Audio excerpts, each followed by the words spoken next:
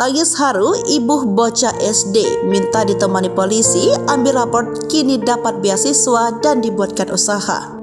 IR alias Ilham, bocah sekolah dasar yang sempat viral karena menulis surat ke polisi untuk minta ditemani ambil rapor, kini mendapatkan rezeki nomplok. IR mendapat rezeki tawaran beasiswa dari Menteri Sosial Tri Risma hari ini.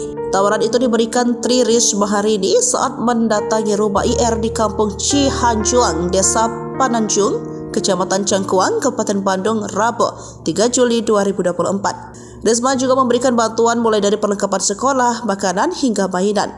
Risma meyakini meski kondisi ekonomi Ilham serba kekurangan, tapi pengalaman hidup Ilham akan mengantarkan anak itu kepada kesuksesan. Ibundanya IR kokom sampai menangis karena tak menyangka rumahnya dikunjungi Mensos Risma. Sementara bocah SD yang duduk di bangku kelas 2 itu turut bergembira. Selama berbincang, IR dipangku oleh Kasat Lantas Polresta Bandung, Kompol Galih Apria yang mendampingi saat mengambil raport di sekolah.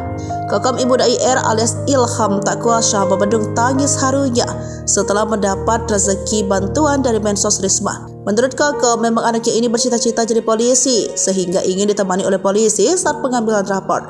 Bagikan ayahnya telah lama meninggalkannya sejak kecil. Saat berbincang pun Risma terlihat sempat meneteskan air mata. Dia nggak tahu ayahnya di mana dan pengennya ayahnya ikut menerima rapor gitu. Saya bilang, apa kamu nggak takut sama Pak Polisi? Kata dia, enggak, saya nggak takut, ujar Risma. Hal tersebut kata Risma yang paling membuat dirinya terharu saat berjumpa dengan Ilham.